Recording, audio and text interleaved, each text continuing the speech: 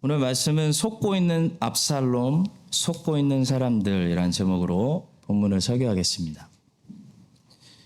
오늘 우리가 읽은 부분은 겉으로 보시면요, 압살롬이 성공적으로 반란군을 데리고 예루살렘으로 입성하는, 그래서 이스라엘의 새로운 왕으로 등극하는 것처럼 보이는 장면입니다.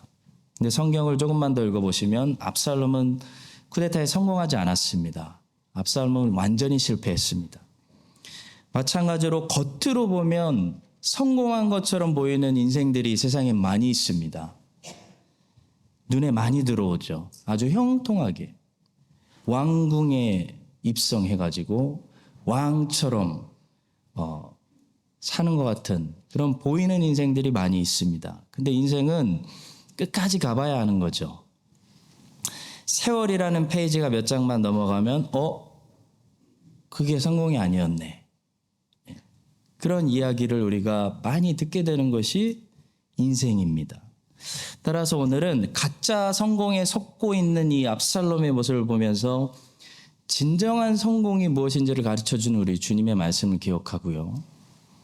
또 사탄이 어떻게 사람들을 지금도 성공처럼 보이는 이 멸망의 길로 정말 무섭게 인도하고 있는지 그 무서운 실체를 오늘 말씀을 통해 배우겠습니다. 첫 번째로 다윗은 정말 어렵게 훈련과 고난을 통하여 영광의 자리에 도달했는데 압살롬은 아무 저항 없이 너무 형통하게 예루살렘에 입성했다는 사실을 보게 됩니다.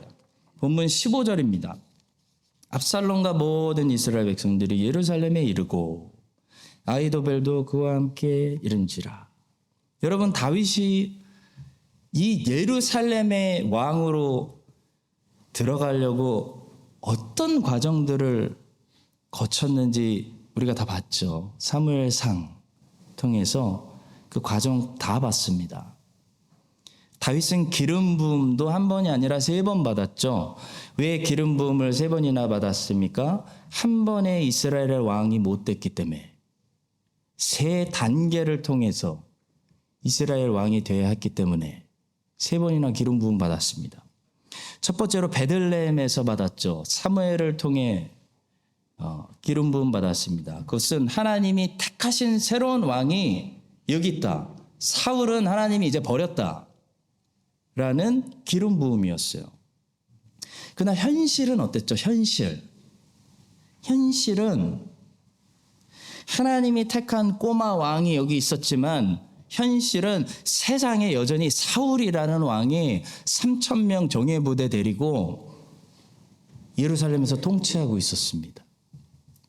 마찬가지로 그리스도께서도 아기로 오셨지만 이미 왕으로 오신 거예요. 그분은 아기였지만 왕이셨어요. 그래서 동방박사들이 왕에게 드리는 합당한 예물을 가지고 와서 예배하죠. 유대인의 왕으로 오신 이가 어디 계시뇨? 하고 아기 보러 온 게 아니라 아이고 이쁘다 한 게 아니라 예배 드리러 온 거예요. 그렇지만 현실은 어땠나요? 현실은 헤롯이 예루살렘에서 왕으로 다스리고 있었습니다. 다윗은 두 번째로 헤브론에서 유다 지파의 왕으로 두 번째 기름 부음을 받습니다. 그러나 그 상태로 7년 반이나 다윗은 기다려야 했습니다. 하나님이 분명히 택하신 왕이 여기 있는데 북쪽에 있는 지파들이 인정을 안 해가지고 북쪽에서 아브넬이 정권을 잡고 유다 지파하고 계속 기싸움을 7년 반이나 하게 됩니다. 마찬가지로 예수님께서도 하나님이 기름 부으셔서 성령의 능력으로 예수님이 메시아라는 사실, 예수님이 왕이라는 사실을 입증하는 수많은 기적들을 행했어요. 특히 갈릴리 지역에서 수많은 기적들을 프루브를 보여줬는데 예루살렘만 올라가면 사람들이 예수님을 죽이려고 하고 예수님 메시아로 인정하지 않고 성전을 중심으로 기득권을 잡고 있던 이 사람들을 꼼짝도 하지 않았습니다. 다윗은 그렇게 사울을 피해 도망다니던 시절 또 유다 지파의 왕으로 다스리던 7년 반 시절 지나고 예루살렘에서 드디어 이스라엘 전체 왕으로 세 번째 기름 부음을 받게 됩니다. 마찬가지로 예수 그리스도께서도 십자가의 모든 고난을 겪으신 후에야 부활의 영광의 주님으로 높이심을 받게 됐죠. 그것이 하나님 아버지가 정하신 뜻이었습니다. 고난을 통한 영광, 십자가를 통한 영광이에요. 사탄은 바로 거기서 그 고난의 과정을 제거해 주겠다고, 지나가지 말라고 유혹합니다. 예수님을 3번 유혹하는데 광야에서 1번, 베드로를 통해 2번, 겟세마네 동산에서 연약한 육체를 통해 3번 공격합니다. 첫 번째 공격입니다. 마귀가 또 그를 데리고 지극히 높은 산으로 가서 천하만국과 그 영광을 보여 이르되 만일 내게 엎드려서 살짝 경배하면 모든 것을 내게 주리라. 거짓말이죠. 두 번째, 이때로부터 예수 그리스도께서 자기가 예루살렘에 올라가서 장로들과 대제사장들과 서기관들에게 많은 고난을 받고 죽임을 당하고 제3일에 살아날 것을 제자들에게 비로소 나타내시니 베드로가 예수를 붙들고 항변하여 이르되 주여 그리 마옵소서. 이 일이 결코 죽게 미치지 아니하리이다. 예수께서 돌이키시며 베드로에게 이르시되 사탄 마귀야 내 뒤로 물러가라. 세 번째입니다. 이르시되 아버지여 만일 아버지의 뜻이거든 이 잔을 내게서 옮기시옵소서. 그러나 예수님께서는 결국 십자가 없는 그 영광을 거부하시고 고난 없는 그 쉬운 길을 거부하셨습니다. 그리스도가 이런 고난을 받고 자기 영광에 들어가야 할 것이 아니냐 말씀하셨습니다. 성도 여러분, 오늘날도 마찬가지. 사탄은 안 변했어요.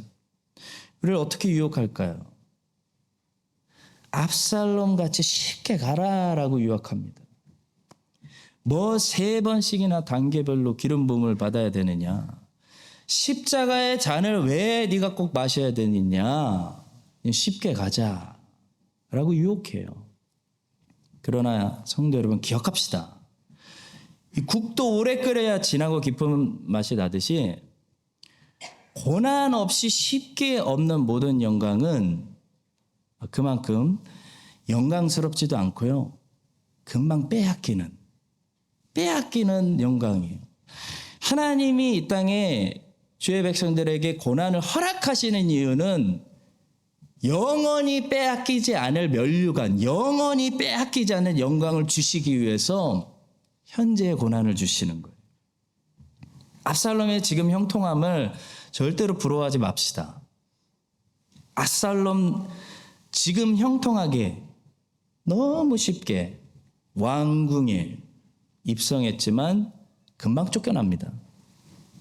하나님은 하나님이 사랑하시는 자녀들에게 그래서 현재의 고난을 주시는 거예요. 현재의 고난.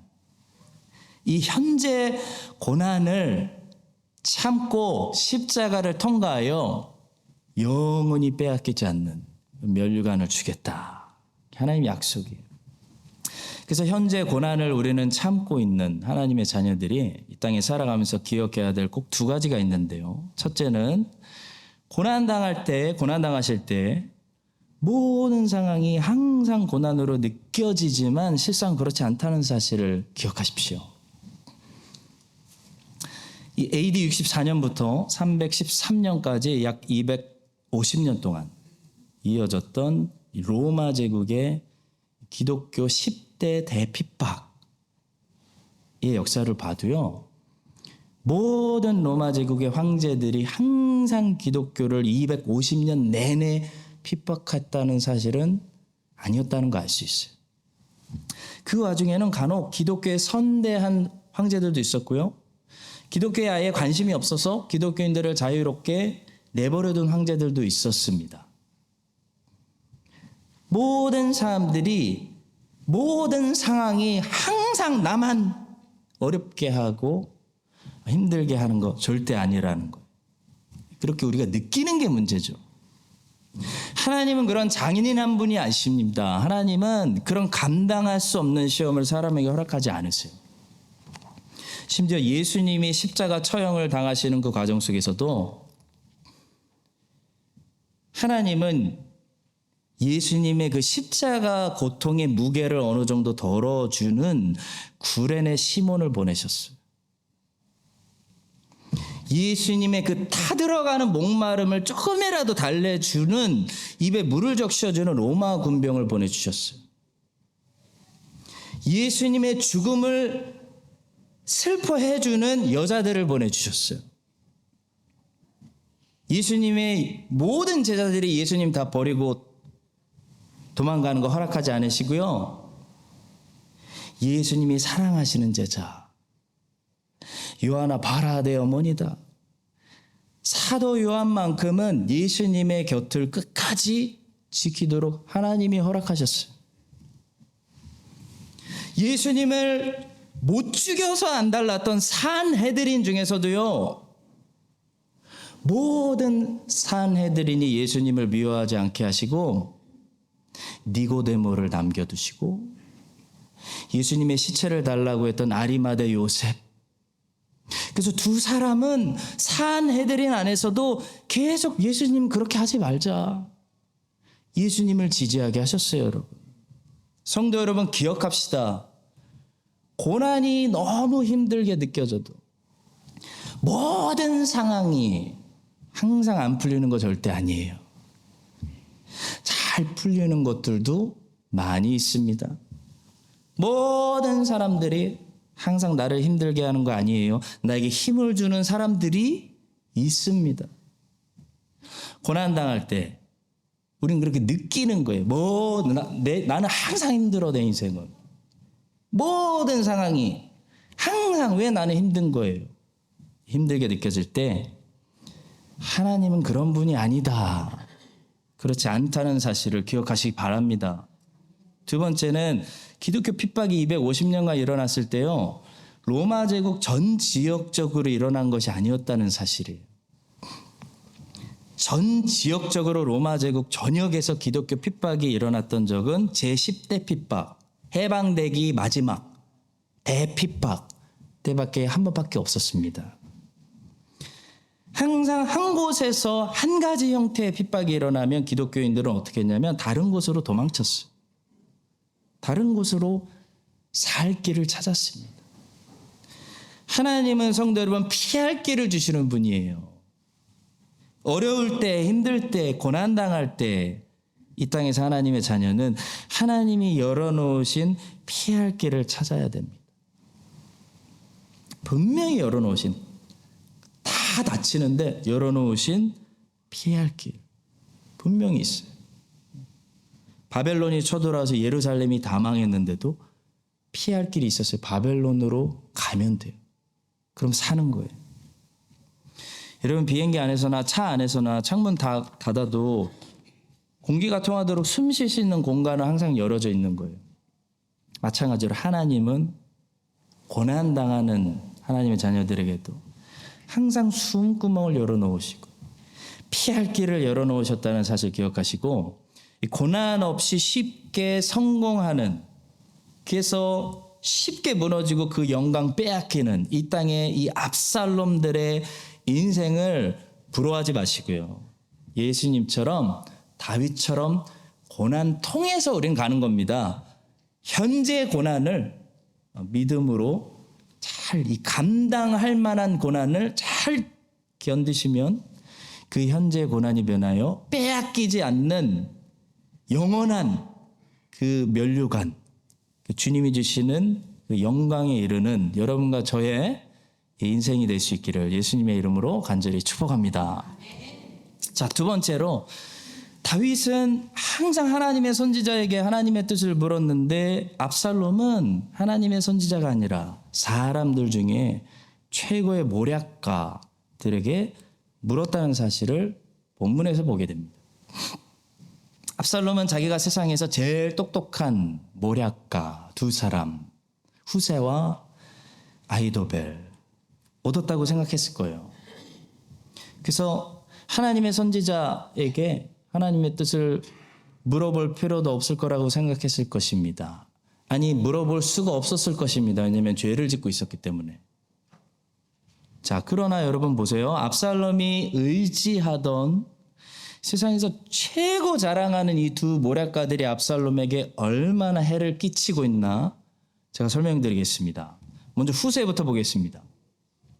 압살롬이 의지하던 모사 중에 한 사람 후세인데요. 후세는 사실 압살롬의 적이었어요. 후세는 압살롬의 편인 것처럼 위장하고 있지만 사실 후세는 압살롬의 적입니다. 압살롬을 무너뜨리려고 있는 사람이에요. 압살롬 무너뜨리기 위해서 잘못된 조언을 하려고 작정하고 지금 압살롬 편에 있는 거예요. 후세는 압살롬이 왕이 되는 것을 적극 웰컴하는 것처럼 꾸몄습니다. 16절 보시겠습니다. 다윗의 친구 아렉 사람 후세가 압살롬에게 나아갈 때 그에게 말하기를 왕이여 만세, 왕이여 만세. 와, 압살롬 잘한다. 압살롬 최고다. 압살롬 성공해라. 부자가 되라. 근데 사실 후세의 속마음이 뭐였는지 아세요? 속마음. 압살롬 이 반역자놈 망해라. 멸망해라. 죽어라. 후세의 속마음이었어요. 사탄도 이와 같고 세상도 이와 같아요. 겉으로는 어떤 메시지들을 주냐면 너 자신을 믿어라. 성공을 믿어라. 부자가 되라. 꿈을 크게 꿔라. 라는 메시지들을 던지는데요. 겉으로는. 그 배후에는 어떤 영적인 진실이 숨겨지고 있냐면 하나님 믿지 말고 너 자신을 믿어. 네 마음대로 네가 하고 싶은 거 하고 살아. 이기주의자가 돼야지. 너밖에 모르는 사람이 돼. 교만해져야지. 다른 사람들의 머리를 밟고 올라가야지. 그것이 세상과 사탄이 주는 배후의 메시지. 압살롬이 의지하고 있는 또 한 명의 모략가가 있어요. 아히도벨. 아히도벨은 어떤 사람이죠? 아히도벨은 압살롬에게 죄를 지라고 조언합니다. 죄를 지라고. 행음을 행하라고 조언했어요. 모든 사람들 앞에서 네가 얼마나 대단한 정복자인지 보여줘야지. 행음을 해라. 하나님의 말씀과는 정반대되는 조언을 하고 있습니다. 하나님의 말씀은 이렇게 말씀하죠. 누구든지 그의 아버지의 아내와 동침하는 자는 그의 아버지의 하체를 범하였은즉 둘 다 반드시 죽일지니 그들의 피가 자기들에게로 돌아가리라. 그런 음행은 이방인 중에서도 없는 것이라. 누가 그 아버지의 아내를 취하였다 하는도다. 하나님 말씀은 분명해요. 르우벤은 이 죄 때문에 장자권을 잃었습니다. 그런데도 아히도벨은 세상에서 제일 똑똑하다는 제일 베스트셀러라는 책이 뭘 얘기하는 거예요? 죄를 지라는 거예요. 죄를 지라.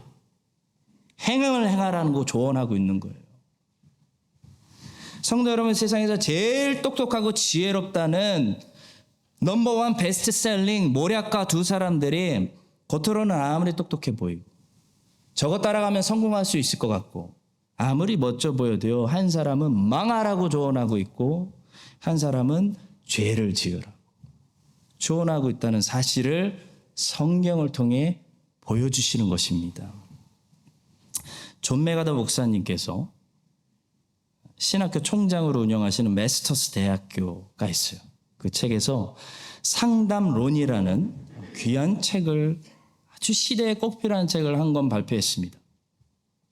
이 책이 쓰여진 이유는 현대 너무 많은 교회들이 성경적인 상담론을 가지고 있는 것이 아니고 세상에서 배운 거, 세속적인 상담론을 가지고 교회 가져와서 세상적인 방법으로 상담 사역을 하고 있기 때문에 존 메가더 목사님과 메스터스 대학이 성경적인 상담론이 뭔가 가르치기 위해서 책을 내시고 이 책을 출판하는 이유를 이렇게 말씀하셨어요. 인생의 모든 주제를 다루는데 성경의 충분성, 성경의 우월성, 실제성에 대한 하나님 백성의 확신을 넓히고 강화하며 그리스도 안에서 우리가 가진 자원과 그분의 말씀이 인생의 모든 개인적 그리고 상호관계 문제를 처리하고 풀어가는데 충분할 뿐 아니라 세상에 있는 어떤 자원들보다 더 우월하다는 것을 기독교인들이 제발 알게 하기 위해서 책을 내신 거예요. 성경의 충분성, 성경의 우월성, 우리 성도들이 잊지 않고 경험하게 하기 위해서 이런 귀한 책을 발표하셨어요. 성도 여러분, 이 책에서 결론적으로 무엇이 최고의 상담, 우리에게 필요한 상담이라고 가르쳐 주는지 아세요? 목회자와 성경 공부하는 것이 최고의 상담 시간이라고 가르쳐요. 왜냐하면 성경 한 권이면 충분하기 때문이에요. 성경 안에 인간의 모든 문제들에 대한 답변이 이미 다 들어있기 때문이에요. 성경연구와 성경 공부 시간이 세상에 돈 내고 어떤 전문 상담가 만나서 토론하는 시간보다 훨씬 더 우월하고 효과적이다 라고 성경이 가르친다는 거예요. 성도 여러분, 이 사실을 믿으시고 세상에서 유행하는 잠깐 효과적이다가 더 안 좋은 결과 아니면 다른 안 좋은 결과를 내는 세상의 지혜들을 압살롬처럼 의지하지 마시고 모든 문제에 답을 제공하는 성경을 연구하고 성경 공부해 오시고 성경에서 답을 찾으시기를 주님의 이름으로 간절히 축복합니다. 신앙과 신념은 어떻게 다를까요? 이 말씀 드릴게요. 신념은 사람의 관찰과 경험에 근거하고 신앙은 진리에 근거합니다. 신념은 땅에서 인간이 만들어낸 고안물이지만 신앙은 하늘로부터 내려온 계시예요. 그래서 신념은 시대마다 변합니다. 나라마다 다르고 환경마다 조금씩 다릅니다. 근데 신앙은 나라마다 다르지 않고 민족마다 다르지 않고 어느 문화에 가도 다르지 않아요. 그래서 4,000년 전에 저는 팔레스타인 땅에 가보지도 않았지만 팔레스타인 땅에 살았던 아브라함이 가졌던 신앙이 신기하게 오늘 내가 가지고 있는 신앙과 동일한 거예요. 2000년 전에 이태리의 로마 사람들이 가졌던 신념과 오늘날 미국 사람들이 가지고 있는 신념은 완전히 달라요. 공감이 안 돼요. 근데 3000년 전에 다윗이 가지고 있었던 신앙과 여러분과 제가 오늘 가지고 있는 신앙은 똑같은 거예요. 그래서 우리는 로마 제국의 역사를 보고 조선시대 역사를 보면서는 이 사람들이 공감이 안 되는데 성경, 그거보다 훨씬 오래된 성경을 보면서는 공감이 되는 거예요. 신념은 여러분 시대마다 변하기 때문에 진보적입니다. 신앙은 시대에 따라 변하는 것이 아니기 때문에 역사적이에요. 그래서 세상 사람들, 가인의 후손들은 자꾸 유토피아를 꿈꾸며 자꾸 미래를 얘기하고 오늘 현대인들이 과거에 고대 사람들보다 훨씬 나은 쪽으로 진보되었다는 잘못된 생각을 가지고 계속 미래는 진보한다라는 말도 안 되는 소리를 하고 있는데 신앙인들은 어떻게 역사를 보냐면 과거를 바라보면서 우리 현대인들이 이 기준에서 얼마나 더 많이 이탈하고 얼마나 멀리 벗어났는가를 생각해요. 그래서 신앙인들은 기준을 논하기 때문에 역사적일 수밖에 없어요. 여러분, 그래서 자녀들에게 성경을 가르치고 그 다음에 우리가 꼭 한 과목을 더 가르쳐야 된다면 크리스찬 부모들, 크리스찬 자녀들에게 꼭 역사를 가르쳐야 돼요. 역사. 다른 세상 모든 역사 알 필요 없어요. 제가 과목 잘못 골라서 고등학교 때 러시아 역사 배웠었거든요. 하나도 생각 안 나요. 이름 외우기도 어려워요. 기독교 역사를 알아야 돼요. 그러니까 기독교 역사를 공부하려다 보면 서구 문화를 공부할 수밖에 없겠죠. 근데 기독교 역사를 알아야 돼요. 하나님의 구속 사역이 어떻게 진행되어 흘러왔는지, 이 기독교 역사, 교회 역사를 그리스도인이 아는 것이 필수입니다. 하나님은 이스라엘에게 그래서 자주 역사를 잊지 말라고 말씀하셨어요. 하나님이 이스라엘에게 절기를 주셨는데 절기를 왜 줬냐면 역사를 잊지 말라는 거예요. 자녀들이 역사를 알게 하라는 거예요. 그래야 이스라엘이 당시 주변 국가들로부터 영향을 받지 않고 세속주의에 물들지 않고 블레셋과 에돔과 모압과 암몬과 아람 이 나라들에 둘러싸여 있는 이스라엘이 그 주변 국가 사람들 사는 걸 보면서 우리는 달라. 우리는 아브라함과 이삭과 야곱의 언약이 있어. 우린 메시아를 준비하고 기다리는 백성이지. 우리는 출애굽한 백성이지. 이걸 기억하면서 여기에 물들지 않고 거룩한 백성으로 살아갈 수가 있었기 때문이에요. 그래서 절기를 주신 거예요. 역사를 기억해라. 이스라엘이 언제 쉽게 우상숭배에 빠지고 이 주변 국가들의 세속주의에 물들었는지 아십니까? 절기를 지키지 않았을 때, 율법책을 잃어버렸을 때, 역사를 잊었을 때, 자기의 정체성 뿌리를 잊었을 때 우리하고 저 에돔 사람하고 뭐가 다른가? 저 블레셋 사람하고 우리하고 뭐가 다른가? 우리도 먹고 살아야 되고 쟤네도 먹고 살아야 되는데 저 모압 사람들하고 우리가 어떻게 다른가 하면서 주변 국가들의 세속주의에 물들기 시작한 거예요. 성도 여러분, 크리스찬은 이 세상의 이런저런 철학에 근거를 두고 살아가는 사람이 아닙니다. 크리스찬은, 세상의 빛과 소금인 크리스찬은 하나님의 말씀의 증인이에요. 하나님 말씀의 근거를 두고 살아가는 사람이에요. 그래서 크리스찬에게는 항상 어느 상황에서나 어느 시대나 충분한 무기가 있는데 그 충분한 무기가 뭐냐면 바로 성경이에요. 성경. 성령의 검, 하나님의 말씀. 압살롬은 후세에게 묻고 아히도벨에게 물었지만 다윗은요 항상 하나님의 선지자에게 물었어요. 왜냐하면 다윗은 하나님의 뜻을 물으는 거예요. 하나님의 뜻이 뭡니까? 여러분 이 사실을 기억하시고요. 압살롬처럼 세상의 모략가들에게 어떻게 해야 내가 성공할 수 있습니까? 어떻게 해야 더 또 돈을 많이 벌 수 있고 웰빙할 수 있고 인기 많은 사람들이 살 수 있나요? 이 세상의 모략가들에게 묻는 사람들이 넘쳐나는데요. 다윗처럼, 여러분과 저는 다윗처럼 여호와의 뜻이 무엇입니까? 우리 교회를 향한, 우리 민족을 향한, 내 인생을 향한 여호와의 뜻이 무엇입니까?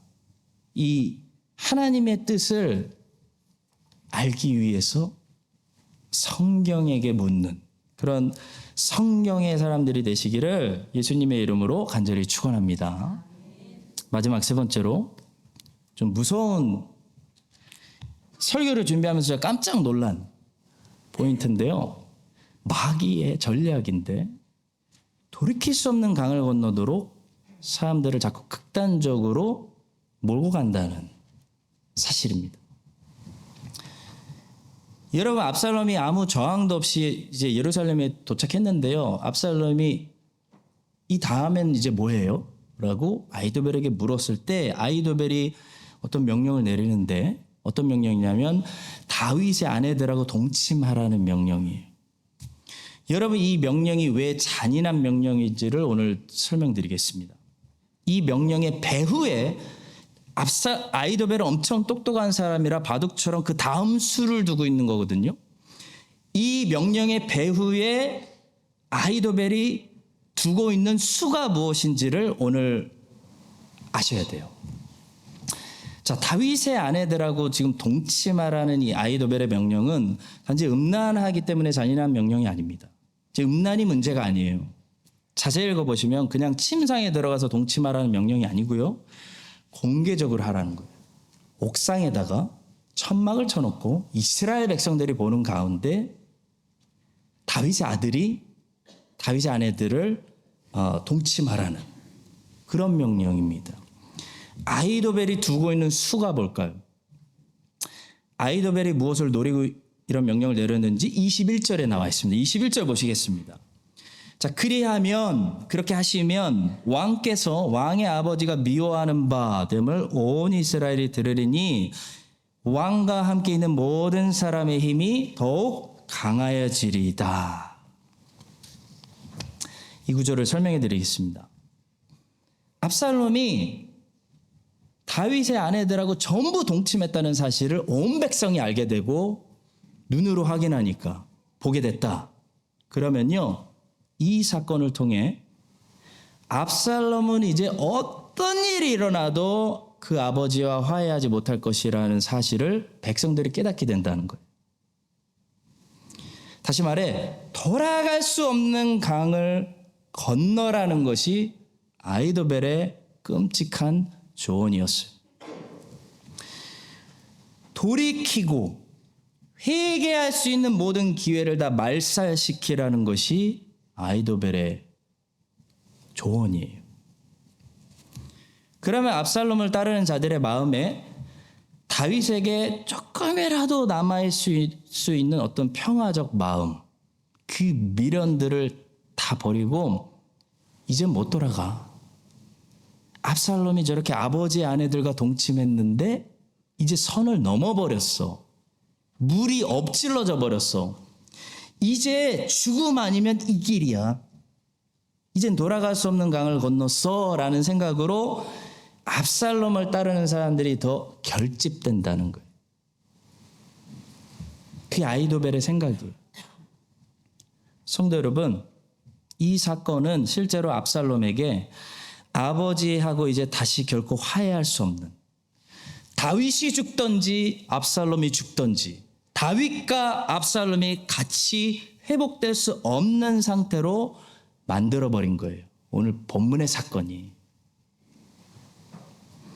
한반도 적지 않은 백성들이 이때까지도 특히 경건한 백성들은 기도하고 있었을 거예요. 소망을 가지고 다윗하고 압살롬하고 제발 싸우지 않고 이러다 화해했으면 좋겠다. 화평했으면 좋겠다.